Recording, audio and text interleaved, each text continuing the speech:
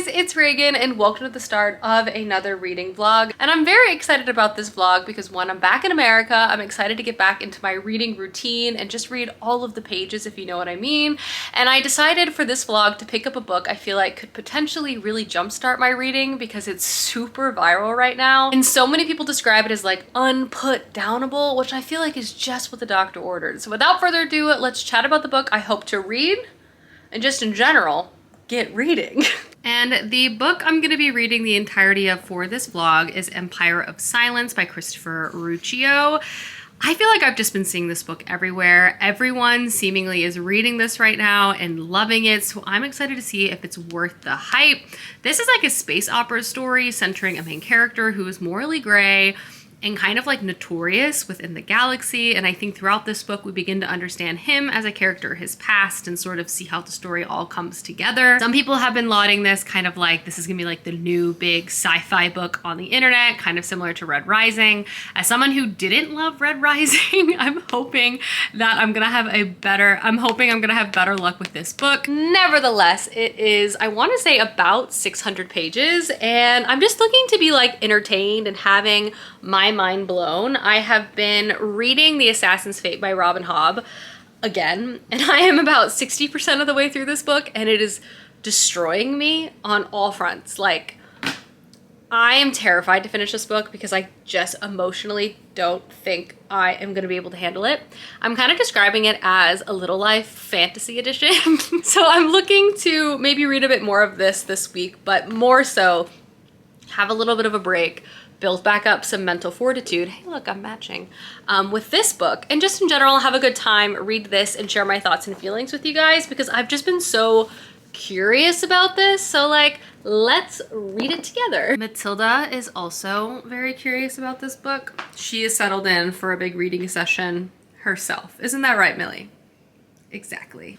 To be completely transparent, I'm really jet lagged. Like, so jet lag, and not the fun kind of jet lag where you come back and you're waking up at like really early, like 6 a.m. and you have this feeling of false productivity because you're like, wow, I'm an early riser, I'm ready to face the day.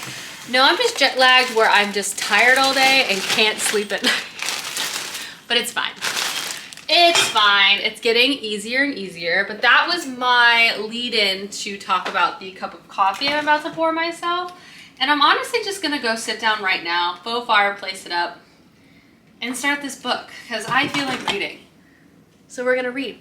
We're gonna seize the opportunity. Time to read. It's starting to get hot outside, unfortunately, so. Reading inside, let's go. VPN going well this evening. Streaming some Survivor Australia from my iPad. You didn't know, Survivor Australia is elite, and I'm catching up on some seasons now. And Clay's about to pick up my puzzle and drop it off here, special delivery, and then I'm gonna read more of my book. Truly a wonderful night. Thank you so much, Clay. Time to get to work. Good morning, friends. I've just been sitting here reading, and I definitely owe y'all a reading update because, hello, look at this progress. I feel pretty useless to the world right now, but at least I've been reading, so that makes me feel better. I'm wearing a sweatshirt for reasons unknown to me because I checked the weather for today and just this week and next week in general, and it's starting to already get so hot in Texas. Summers in Texas have really tested me, I'm not gonna lie. I will say, every time I get the climate scaries, which happens especially in the summer because we have our most unprecedented weather in the summer where I live, I do like to look up, I try to look up like current climate policies that are like trying to be implemented or have been implemented, to at least make myself feel a little better, and also remind myself that I have to keep the climate like top of mind. We all know that the Clean Power Act tragically was shut down by the Supreme Court, but there was a new EPA-based policy that was passed recently that has put a lot more restrictions on coal and natural gas power plants to basically cut down and reduce their emissions overall. Basically, they now have to cut or capture 90% of their emissions by 2032, and they can either do this by like fitting out new machines or utilizing like current machines and like updating them to be able to better capture their emissions. 90% is a pretty big deal, and apparently based on quite a few studies, like this approach is actually like rather successful. They also have to do a better job in terms of dealing with their toxic waste, which obviously we all know we have a lot of water problems in America, and toxic waste from power plants is not helping that issue. New rules, though less restrictive than the Clean Power Plan, is still much better than what is currently in place. So I'm gonna take that as a small win for today, as I have to change out of my sweatshirt because it's going to be 90 degrees in May as I try to seesaw my way from not spiraling into the depths of despair. You know what I mean? Let's do a reading update. I'm actually very much due to give you all an update because I've read a decent amount. This is a pretty long book, but I've read about 100 pages so far, and I'm liking this story. It's interesting to sort of like clock the vibe of this book, but if I had to say and describe like the stylization of it, it's a sci-fi story that reads like an epic fantasy, both in its writing style, its structure, and its trope use. It's like very fantasy, but the scale and the space elements, very sci-fi. But even how the world itself is made up, it has a lot of like historical, traditional, monarchical premises to it in combination with technology and aliens. So it has this very cool hybrid element that I'm liking a lot. It honestly, in some ways, reminds me, it gives me Dune vibes. And there's clearly some Dune influences in this book. It stands alone and apart from Dune, don't get me wrong, but I do feel like, just in the same way that sometimes they're like, yeah, this is pastoral like the Lord of the Rings. This just gives me kind of Dune vibes. So if you like that aesthetic and style, this could definitely be something to check out. Obviously, you have a lot left of this book. But let's take a step back. This book follows our main character, Hadrian, and we're introduced to Hadrian as he's talking directly to us, the reader. And Hadrian, much later in his life, and he will live a long life, hundreds of years, just based off of his like genetic code, is like notorious. He is seen as a star killer. He's seen as the worst type of villain in the galaxy. He's seen and lauded by some as a hero. He's clearly a very important figure, good or bad, and has been involved in like a lot of things as it relates to this world and plot. The details of that, we have no idea. Structurally, how this book is written, Hadrian is telling us his story from his perspective. So he's like, I'm this big man, but let's take it from the beginning. Cut to my childhood. So that's kind of where we are. We're following Hadrian first from his childhood, and I imagine each book will just progress further and further in his life. I personally enjoy this approach for a variety of reasons. One, I love a reflective style story. I think it's always interesting because while you can really read in the present of these characters and their youth, it allows the author to kind of interject present day character feelings and have like an element of reflection that I like. Recently I read the Empire of the Wolf series, which has this element. I just enjoy this story style approach personally. Two, I like starting from the beginning and spending so much time with our character from the origin. I imagine this is going to be a longer epic series, and this is definitely like a coming of age Chosen One-esque style book. So I like that we are at least getting to spend a lot of time with our character at their weakest, most fundamental part of themselves. So we can, one, grow attached, but also see the progression of their character. An example of this that I've liked in fantasy and other instances is like Fitz. I feel like because I spent so much time with Fitz in his childhood, I was so attached to him as I saw him overcome various obstacles versus feeling detached and just being like, oh, this person's important, they're powerful, that's interesting. But I also want to make sure I have that emotional connection, and I'm hoping because we're starting from the beginning, I'll get that. But again, Hadrian lives on a planet, and basically from what I've gleaned so far, Earth existed and like the histories of Earth existed, but then things sort of fell to crap there, and Earth is like no longer, it's lost. Humanity has now spread across the stars, and there are all of these different planets ruled by these different individuals. There's an empire, but the governments of this sort of space system very much gives like king, lords, fiefs, like this political structure is giving like 15th century Europe, which I think is really interesting in contrast to the technology. And what's also part of that is there's technology and advancement. Obviously you can travel through space, but like the architecture, the style, and also the government controls give very medieval-esque politics, which is also interesting. Like, for example, access to technology is really, really constrained to just the nobles. The average person cannot use it at all. And even the nobles have a lot of restraint on like what they're able to use, and like progress as it relates to technology is like very controlled. There's a religious sector, again, very much giving like Catholic Church vibes, that basically prevents the progression of technology because it's viewed as evil. And there's this whole religion that centers around like the coming back of Earth. So I think this aspect of the world is really interesting, and I like this sort of combination of old and new. And I like sort of future worlds that have this interesting progression but still have access to some technology. I think it's just like an interesting contrast, which is what we're having here. But we're introduced to Hadrian. Hadrian is a prince and the oldest son to a semi-powerful lord within this universe. Hadrian is, you know, what you would expect from a young noble. He has high ideals, but he's not really been exposed to any aspect of the real world. He's a little pompous because he was raised that way. He struggles with relationships with both of his parents and his brother in terms of their expectations for him. He feels lonely. He doesn't feel like he has anyone in his life. He loves learning. He wants to be a scholar, but he also has expectations to sort of lead this kingdom one day. There's also this faraway threat of, outside of the human empire, there's like these aliens who are like really powerful and they're very hard to stop. And this war has been going on for like hundreds of years, but it's like really far away by star travel. So it's also not like front of mind for everyone. Clearly this is going to heat up a bit. But right now, Hadrian is just struggling with his political reality in his home kingdom and kind of having to come to terms with the plans that his family has for him versus what he wants for himself. And we see him sort of like processing this, having a lot of emotions. It's very focused on like his feelings at this age with the experience he's had so far. And you also get this sense as a narrator, as our adult Hadrian is reflecting back on this, he's almost like chuckling to himself about like the scope of like his world, but that doesn't stop young Hadrian from like having these big feelings. All that to say is, interesting world. I like the style, the sci-fi fantasy combination. The writing style is pretty good. It took me a second to get into, a little info dumpy in the beginning, but now I feel like I get the flow of the author's writing. Again, kind of has this like traditional fantasy kind of vibe to it, which I'm liking. I feel like this book series is really gonna grow, so I don't mind the sort of focus that it's currently having. I think it's working to its success.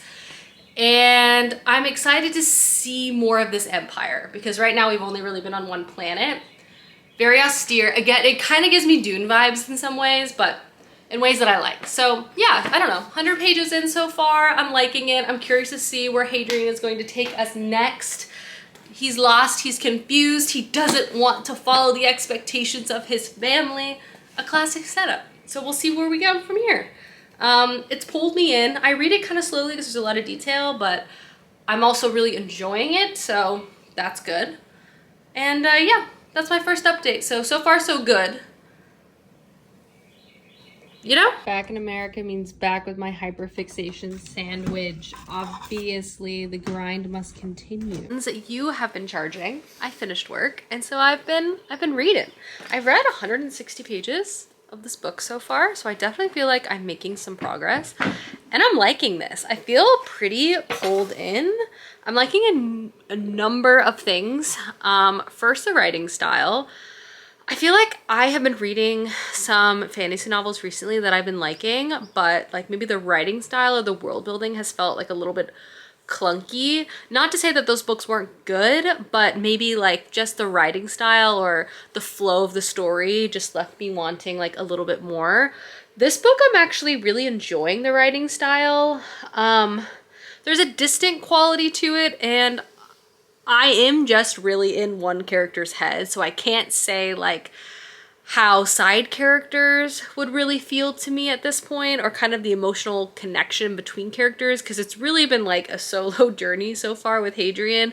We've met other characters, like don't get me wrong, he's like the star, the center of the show, but so far I like the author's writing style and his overall approach to storytelling. I also appreciate that this book is paced kind of slow. I think some people might read this and think it's like too slow, which again, it's all based on personal preference here, but I personally like a drawn out methodical approach to introducing us to world concepts and world building, because I think it just helps me feel more committed. I struggle actually when pacing is too quick to feel like I truly loved the book. That's not an always situation, but just in general. So anyway, those are my initial thoughts. Plot wise, I feel rather engaged in this. I love a chosen one story. So centering a character and as he's like going out into this wider world, I like, and I don't mind an extraordinary character or a character who becomes slowly extraordinary. So keep that in mind. But I would say where I'm at now, the first part of the book was definitely like introducing us to Hadrian, his kingdom, his parents, his brother, how he feels at home, his hopes and dreams, because all of that is obviously going to be derailed as we begin to move through the story. And now Hadrian has sort of ventured out. And a lot still hasn't necessarily happened, but the tone, I do feel like we're on like a new track. And the questions are beginning to become quite large. And now there's like legitimate conspiracies and mysteries sort of at play surrounding Hadrian, which I'm enjoying. And I feel like we're gonna very quickly need to see Hadrian begin to like pull himself up and out of trouble in ways that he's never really had to do before. Like he's spent a lot of time in his life preparing, but he's never actually had to experience a lot of hardship or a lot of difficult situations. And I also appreciate that the author kind of shows his greenness in a lot of these areas. Like he will probably be more capable like later on in this series, but it makes sense that he's just kind of fumbling around a little bit. Like he's not helpless, but he's not very skilled in a lot of things either, which I like. But the mystery is starting to be at play, and I'm beginning to see like the beginnings of some conspiracies, but even like the larger political reality of this world is like a gray area to me. Obviously, I know there's an emperor and people are like jockeying for power for this emperor and there's a war on, but like in terms of the actual plot as it relates to our main character and like what he's going to do, I'm not sure because he doesn't know yet. He's just trying to survive and basically get out of the expectations of his family, which was previously to become a part of like the religious order, which would make their family more powerful. He doesn't want to do that. He wants to become a scholar, so he like flees his home to become a scholar, but his journey is very quickly turned upside down. Something I also like within this book, this is kind of a small detail, but a detail I think is just interesting, is that space travel is used as a ability to time skip. So there's space travel, but places are still rather far apart, like years and years, decades and decades. So people go into like cryogenic sleep, which is interesting in and itself. Like if you're frozen for 15 years and you just show up somewhere else, like the political reality of the entire universe is going to have shifted during that time period. So there's elements of that too within this book. Like our character has just woken up. We don't know how much time has passed, like what has changed outside of like the obvious. I'm not sure. And I think this element to allow for time skips is smart generally, and I'm sure we'll be using it again throughout this series. And I just like it as a writing device. I just think it's like a good one. Anyway, 160 pages read. I'm liking it so far. Like not a lot has happened, but also a lot has happened. you know, but I'm gonna read more. I feel like it's definitely picking up steam. Great news, everyone. Just came back from a very nice long walk, and now we're gonna put together dinner. And if you didn't know, if you haven't heard, it's actually chicken cutlet summer, meaning I make a chicken cutlet and I pair that with a little side salad. So let's get to it. Lettuce, chicken, some eggs for the breading. What else do I need? Those strawberries look so good though. I'm gonna have some strawberries. Hold, flour, and panko. And it's time to get serious, guys. Chicken, cutlet, summer. Nothing like a summertime salad and a cutlet for dinner. Summertime salad.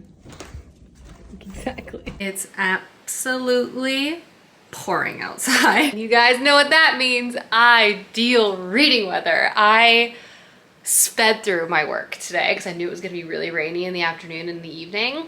And here we are, because I'm gonna sit down now and do a bunch of reading. I think I definitely owe y'all a reading update. I read to page like 230 of the book so far. Actually, let me set you down.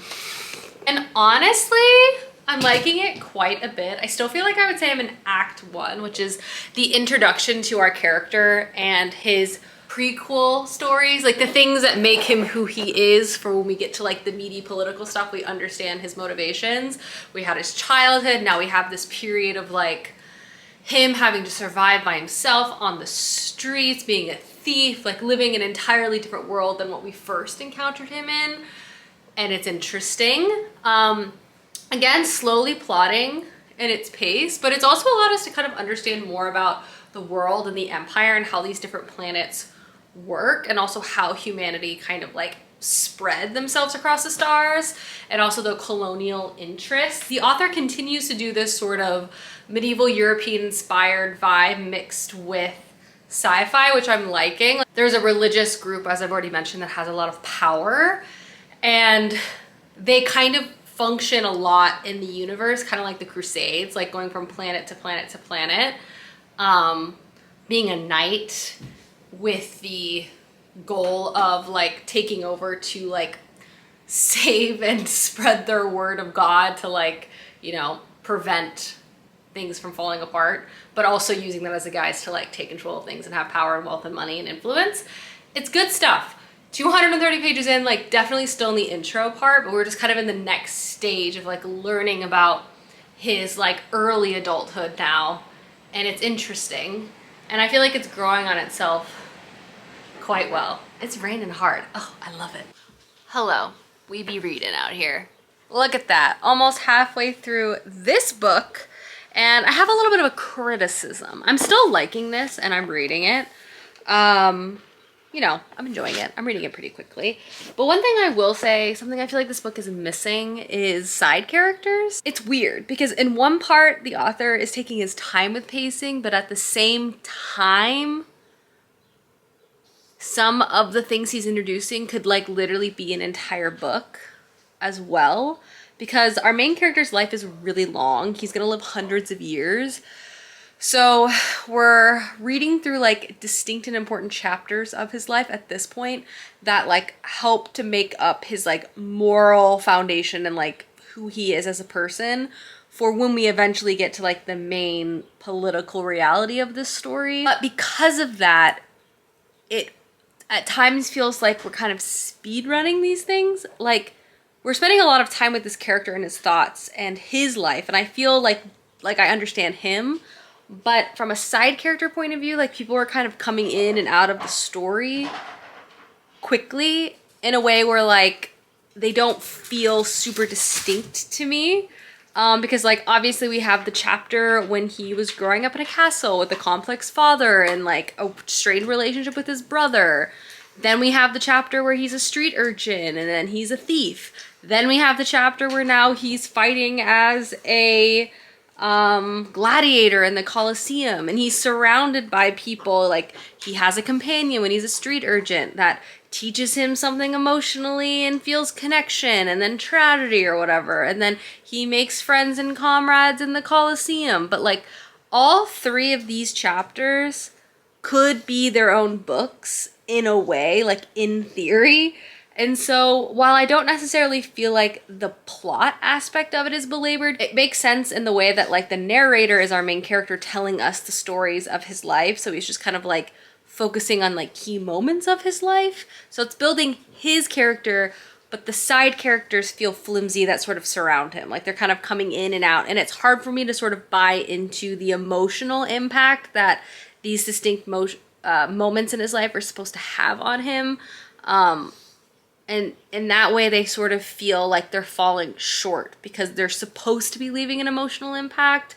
You know, complications between friendships, betrayal, love, you know, familial bonds. And like, I see them, but I don't necessarily believe them.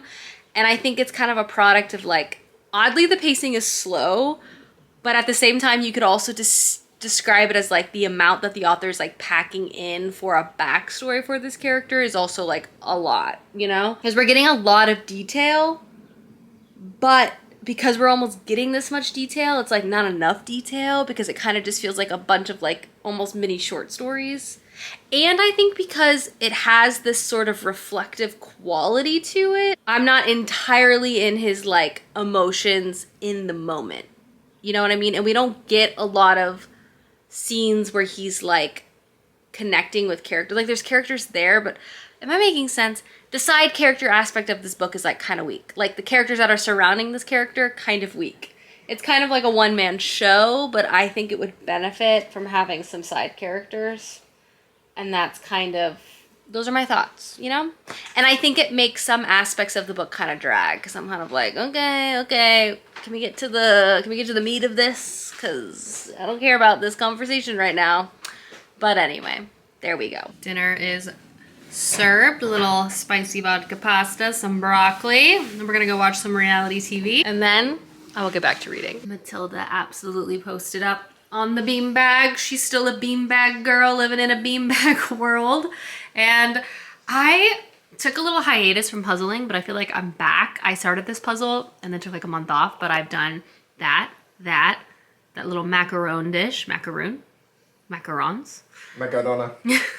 and that raspberry bowl this week. So progress. Little Top Chef unwinding. Matilda's still on her beanbag.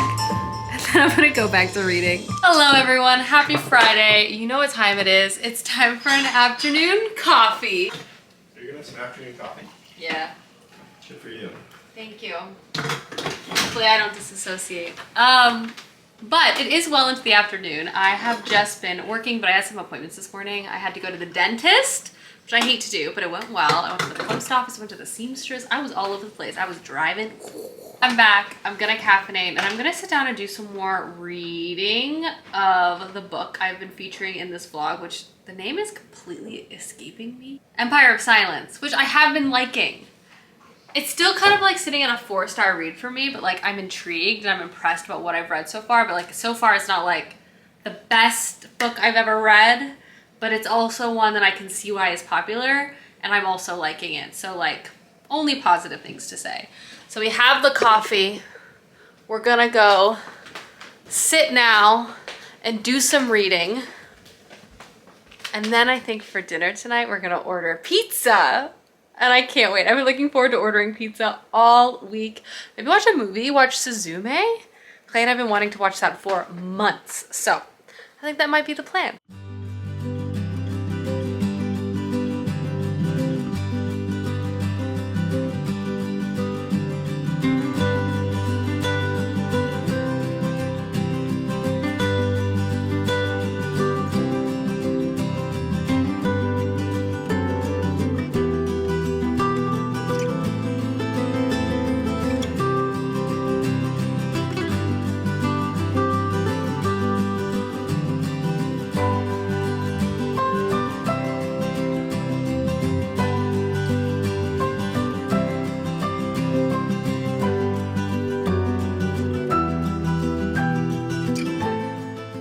We got pizza. I've been looking forward to this all week. Jet's Pizza in particular, which is my favorite, which is Detroit style. I'm a New York style lover, but I love the bread of Detroit. Versus Trudy the New You. Happy Bridgerton release, season 3, part 1. Must be lonely. I just love historical romance.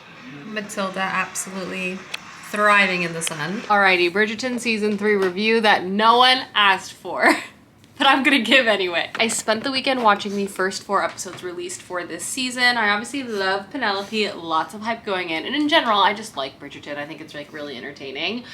Obviously, season 2 was like the masterpiece I was not expecting. So I went into season 2 of Bridgerton with like no expectations, and like I was obsessed. I was obsessed. Going into season 3, my expectations were like much higher. It's also friends to lovers, which is not usually my favorite trope. I like enemies to lovers or like other situations more. I just like characters to either be obsessed with each other so much that they're in love or they hate each other. So I don't know, it's like going in, I'm like, I love Penelope and I don't love this whole concept of Colin like not seeing her for who she was for so long and then like finally coming around. Anyway, I'm rambling. For the most part, I found the first 4 episodes to be pretty entertaining. Penelope, fantastic. Colin's character, I didn't love. I feel like they did him a little dirty with costuming. Just they kind of did too much with him aesthetically. They kind of moved him away from his like goofy, charming self that like the reason why we like him. I also feel like they were trying to do this like he's putting on this act to fit in with the bros of society, which sure I think was like kind of clear, but I don't think it was really clear. And I don't think like the interior like conflict with this was like given enough time to feel redeeming, because I just kind of felt like he was kind of a jerk and then he sort of finally came around, and I didn't feel like there was enough pining or angst or desperation. Like I had like 6 episodes of Anthony like his life falling apart. You could just see it in his face, like the tension, the angst, the frustration, the what in the world am I gonna do with my life? There is no corner of this earth. You know what I mean? And I kind of wanted that more from Colin. I'm assuming it's because there's like a lot of other stuff sort of playing in the second half of the season besides the romance part. We'll see. But I still had a great time. I love Francesca. I love some of these new storylines we're getting introduced to. And in general, it's just like very entertaining. I just had like, I don't know. I feel like they could have done a better job showing some of the conflict of the season surrounding Colin. And I just wanted Colin to beg more. Beg more. Make him suffer, basically. But anyway, I'm gonna sit down right there and read more of The Empire of Silence, which I'm really liking. I'm just having a full rot day, you know? That's just how it goes sometimes. And it's great. So it's time to read. I've watched Bridgerton, so what else is there to do? Friends, reading update time. All right, let's talk about Empire of Silence. So I really want to preface everything I want to say is like, I am liking this book and I'm starting to actually like it more again, because it definitely feels like we are moving into like the beginning of the actual story and plot. Everything I feel like I've read up until this point very much reads like a prequel, like character building, character context, also explaining how our character, by us reading it, has certain abilities, powers, connections, these types of things. And I think this past like 200 pages or so, I haven't been loving as much as the beginning and what I feel like I'm going to appreciate about the end, because it's just sort of felt a little flat and a little like one-dimensional. It sort of felt like the author needed like, okay, I want Hadrian to be really good at fighting, and yes, he had sword training when he was a kid, but like that's not enough, so like let's make him a gladiator. That way like his abilities really make sense. Like, oh, Hadrian grew up in a castle, and while he's like learned and he has empathy, like I want him to have like real experience like of a normal person. So like let's make him live on the streets for a couple years, and like that will really inform his character and be important like later on. Let's have him befriend like normal people, so he's like just one of the guys, one of the girls, like that sort of thing. And the last thing I'll say about these sort of prequel chunks is that the whole time our character's like living in these moments, he's really careful, he's methodical, he's doing well, but then he'll abruptly make like a very spontaneous decision that turns his life upside down, which sort of allows the author to shift him in a new place or a new situation, which is just like, it's happened a couple times, so it's just read a little convenient. I feel like I'm being critical because I'm still really interested in Hadrian. I really think the world is fascinating, like the empire, the history, the culture of it. And I know the story is gonna balloon, but I do feel like I'd be doing a disservice if I didn't say there's a chunk in the middle where I feel like there's some prequel character building stuff that just feels a little flimsy to me, if I'm being honest.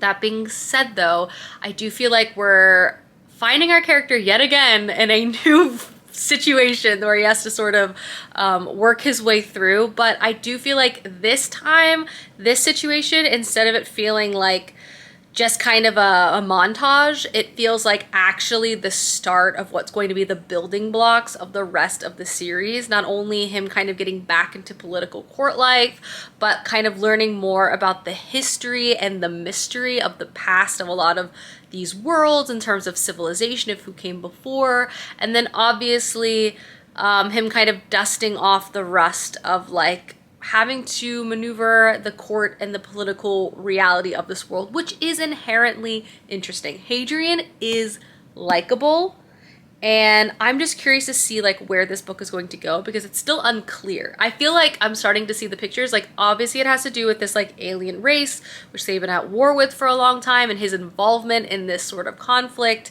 But again, I do feel like the book is starting to pick up again because we're kind of in a part of the story that's like more significant. Like even the characters that he's surrounded by, if you like them or dislike them, for example, they feel more distinct, in my opinion, in their like personality to the plot, because they have more to offer the plot besides being like plot devices for our character to use on his journey through his life.